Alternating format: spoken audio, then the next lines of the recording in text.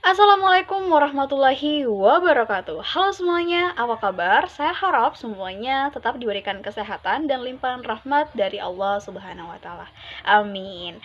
Baik, pada pertemuan kali ini kembali lagi bersama saya Nur Asira dengan NIM 212020387423607 dari program studi Manajemen Zakat dan Wakaf Fakultas Ekonomi dan Bisnis Islam IAIN Parepare. Untuk pertemuan kali ini kita akan membahas sedikit mengulik terkait dengan perkuliahan keuangan publik Islam, di mana dalam materi kita akan membahas 3 materi utama. Yang pertama ialah terkait dengan usyur, yang kedua sumber-sumber penerimaan negara dalam Islam, serta yang ketiga ialah sumber-sumber pengeluaran negara dalam artian Indonesia. Untuk mengefisienkan waktu dan untuk lebih lengkapnya, mari kita bahas satu persatu. Yang pertama ialah materi terkait dengan usyur, di mana dalam pembahasan kita akan membahas terkait dengan apa itu usyur, berapa jumlah pungutannya, barang apa saja yang terkena usyur, dan kapan waktu pembayarannya.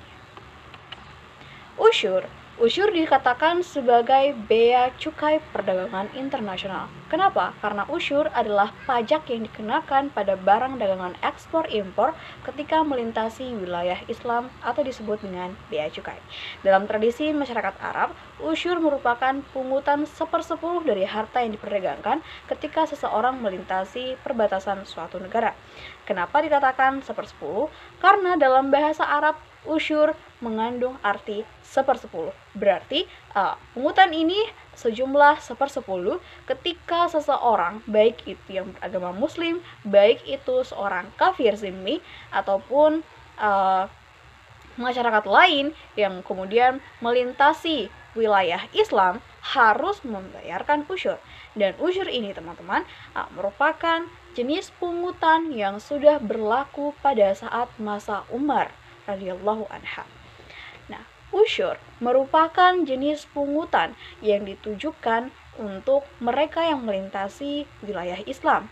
Kenapa? Karena dalam prosesnya juga orang-orang yang non-muslim bahkan menagih bea cukai kepada orang-orang muslim ketika melintasi wilayah mereka. Maka dari itu, Umar radhiyallahu anha akhirnya juga memberlakukan yang namanya usyur ketika mereka melewati wilayah Islam. Selanjutnya, dalam jumlah pungutan yang dikenakan. Berapa sih sebenarnya jumlah pungutan yang dikenakan kepada mereka yang melintasi wilayah Islam ketika berdagang? Nah, ada 3 pembagian di sini. Yang pertama ialah 2,5%. Nah, 2,5% ini dikhususkan untuk mereka yang beragama Islam. Untuk golongan-golongan yang muslim akan dikenakan 2,5%. Sedangkan golongan yang kedua ialah para pedagang ahlu zimmah. Ahlu zimmah dikenakan sebesar 5% bea cukai. Selanjutnya ialah pedagang kafir harbi, di mana mereka dikenakan 10%. Mengapa dalam pembagian ini berbeda-beda? Tentunya karena melihat dari golongan-golongan itu teman-teman, bahwa dalam pemberlakuannya orang kafir juga memperlakukan hal ini kepada non-muslim, bahwa pungutannya itu sebesar 10%. Makanya dikatakan bahwa usyur itu adalah 1/10. Maka diberikan juga pemberlakuan itu kepada golongan kafir, sebagaimana orang kafir tersebut memperlakukan hal tersebut kepada golongan muslim. Baik, apa saja jenis-jenis barang dagangan yang dikenakan usyur? Nah, usyur ini dipungut atas seluruh jenis barang dagangan, apapun jenisnya, baik perhiasan, hewan, hasil pertanian, ataupun buah-buahan. Tapi dalam pengambilannya cenderung banyak yang memperdebatkan bagaimana dengan pakaian atau peralatan yang mereka gunakan untuk melaksanakan kegiatannya. Dan itu jawabannya tidak diberlakukan usyur. Jadi yang dimaksud dengan usyur ini hanya diberlakukan untuk barang dagangan yang mereka bawa ketika barang dagangan yang mereka tawarkan kepada pembeli, dan itu yang ditagihkan usyurnya. Jadi misalnya pakaian yang saya gunakan ketika saya melewati wilayah Islam untuk berdagang itu tidak dikenakan, dan apapun itu hanya hasil dari barang dagangan. Waktu pemungutan usyur. Usyur hanya dipungut 1 kali dalam setahun untuk satu jenis barang dagangan, meskipun pedagang tersebut berkali-kali melewati perbatasan dengan barang dagangan itu.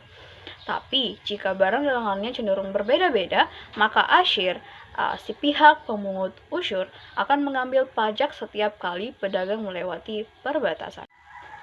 Tapi dalam pelaksanaannya, teman-teman, pernah suatu masa seorang asyir atau mereka yang memungut usyur pada masa Khalifah radhiyallahu anha, Umar radhiyallahu anha, mereka menyebut kata zakat dalam pemungutan usyur. Dan ini adalah suatu hal yang sangat salah dan sangat berdosa di mata Umar radhiyallahu anha.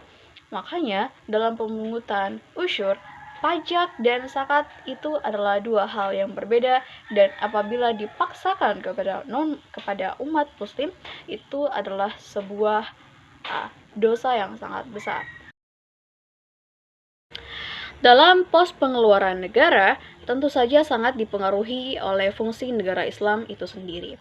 Nah, sesuai dengan fungsinya, maka alokasi dana hendaknya meliputi kesejahteraan sosial, pendidikan, penelitian, infrastruktur, pertahanan dan keamanan, dakwah Islam dalam rangka penyebaran Islam, dan lain-lainnya. Di mana seorang Muhammad Najatullah Siddiq pernah berpendapat bahwa pembelanjaan publik oleh suatu negara yang menerapkan ekonomi Islam tidaklah tetap karena mengikuti perkembangan zaman. Hal ini berkaitan dengan fungsi negara yang bersifat fungsional. Jadi dalam suatu negara tentunya akan melihat sudah seberapa jauh mana negara ini perlu dikembangkan lagi, dalam aspek mana yang harus diperbaiki dan yang harusnya kita kurangi, sesuai dengan fungsional negara itu sendiri.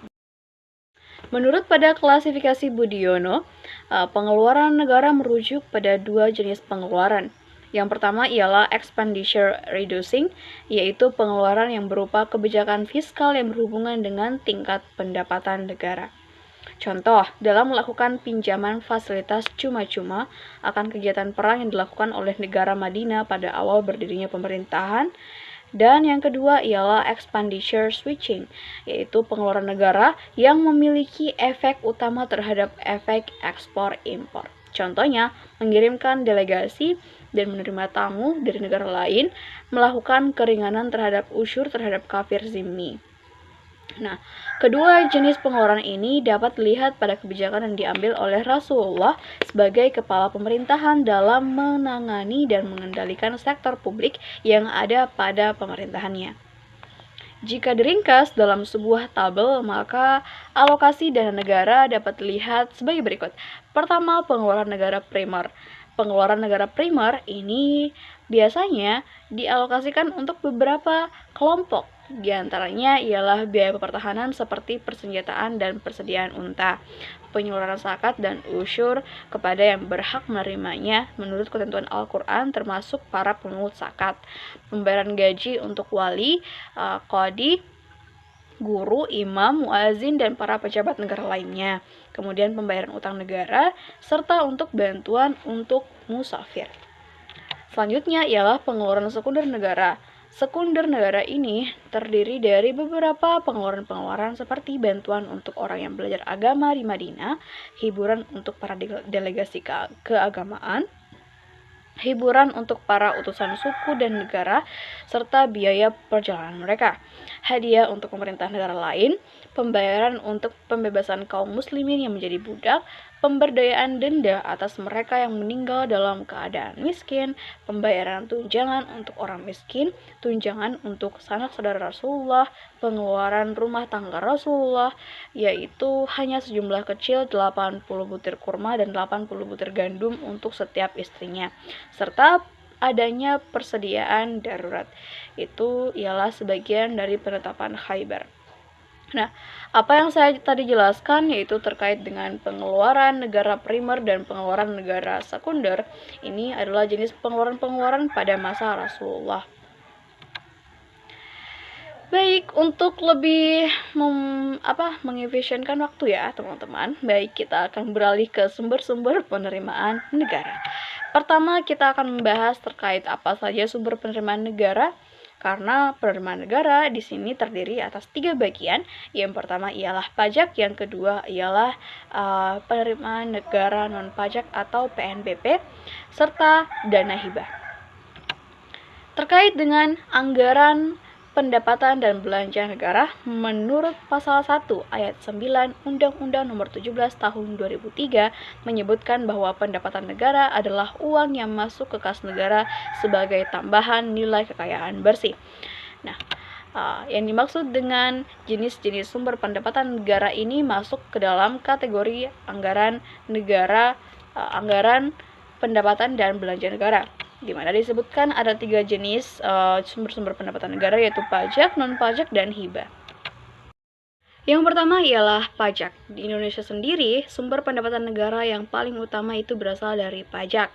Jika dihitung dalam persentase, pajak menyumbang sekitar 80% dari total pendapatan negara. Pajak sendiri diartikan sebagai suatu pungutan yang dikenakan atas barang atau jasa atau aset-aset tertentu yang memiliki nilai manfaat.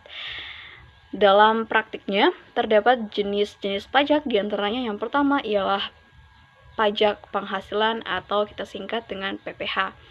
Nah, jenis pajak ini ialah pajak atas penghasilan berupa gaji, keuntungan usaha, honorium, hadiah, dan lainnya. Yang kedua ialah pajak pertambahan nilai atau PPN. PPN ini ialah pungutan pada transaksi jual beli barang dan jasa oleh wajib pajak yang telah menjadi pengusaha kena pajak atau PKP. Yang ketiga ialah pendapatan cukai, adalah pungutan negara terhadap barang-barang tertentu yang memiliki sifat seperti di Undang-Undang Cukai. Contohnya ialah barang seperti tembakau, cerutu, ataupun minuman keras. Yang keempat ialah pendapatan bea masuk dan bea keluar. Ialah jenis pungutan negara terhadap barang-barang impor. Itu disebut sebagai bea masuk, dan pungutan negara yang dikenakan pada setiap barang ekspor ialah bea keluar. Kemudian ada pajak bumi bangunan atau PBB. Ini adalah jenis pajak atas kepemilikan tanah dan bangunan. Beberapa contoh tanah yang terkena pajak diantaranya seperti sawah, tambang, kebun, dan pekarangan. Contoh lain yaitu bangunan seperti mal, jalan tol, gedung bertingkat. Sedangkan ada jenis bangunan dan tanah yang tidak dikenakan PBB, seperti tempat ibadah, kuburan, dan hutan lindung. Selanjutnya ialah pendapatan pajak lainnya. Pendapatan pajak lainnya tidak termasuk dalam salah satu objek di atas dan memiliki persentase lebih kecil dibandingkan dengan yang lainnya. Contohnya ialah pajak pertambangan. Selanjutnya kita beralih ke penerimaan negara bukan pajak atau PNBP. Dalam Undang-Undang Nomor 9 Tahun 2018, PNBP ialah sumber pendapatan negara dari individu atau badan tertentu yang memperoleh manfaat langsung maupun tidak langsung atas pemanfaatan sumber daya. Contoh dari PNBP ini kita lihat dari jenis-jenis pendapatan negara non pajak, diantaranya ialah dari pemanfaatan sumber daya alam. Pemanfaatan sumber daya alam adalah sumber pendapatan negara dari pemanfaatan bumi, air, udara, ruang angkasa, dan kekayaan alam yang dimiliki oleh negara. Contohnya seperti minyak dan gas. Didapatkan dari pembayaran dividen, pengelolaan ladang migas, serta pembayaran lisensi. Selanjutnya ialah pendapatan kekayaan yang dipisahkan. Pendapatan kekayaan yang dipisahkan meliputi pengelolaan atas kekayaan negara dari APBN, dan dijadikan sebagai penyertaan modal negara maupun perolehan lain yang sah. Contoh pendapatan kekayaan yang dipisahkan adalah laba pemerintah, hasil penjualan saham, sertifikat maupun dividen BUM, dan obligasi. Yang ketiga ialah pendapatan Badan Layanan Umum atau BLU. Contohnya ialah pendapatan layanan kereta api, pendidikan, kesehatan, dan pemberian hak paten. Yang keempat ialah pengelolaan dana. seperti penerimaan jasa giro dan anggaran sisa pembangunan. Yang kelima ialah hak negara lainnya, di mana hak negara lainnya ini diperoleh dari pembayaran denda dari pelanggaran yang dilakukan atas hasil lelang barang sitaan. Selanjutnya ialah hibah. Dalam Peraturan Pemerintah Nomor 10 Tahun 2011, hibah diartikan sebagai penerimaan negara dalam bentuk devisa. Devisa yang dirupiahkan rupiah, barang, jasa, atau surat berharga lainnya dari dalam maupun luar negeri, yang bertujuan untuk mendukung program-program pembangunan nasional. Baik, dalam jenis-jenis hibah disebutkan beberapa. Yang pertama, hibah terencana, hibah langsung, hibah melalui KPPN, hibah tanpa melalui KPPN, hibah dalam negeri, hibah luar negeri, maupun hibah daerah. Ya, akhir kata, mohon maaf atas segala kekurangannya jika dalam video ini saya menyebutkan sesuatu yang mungkin menyinggung teman-teman atau beberapa dari materi saya yang kurang dipahami. Mungkin kita akan bisa lebih jauh membahas pada pertemuan berikutnya. Akhir kata dari saya, wassalamualaikum warahmatullahi wabarakatuh.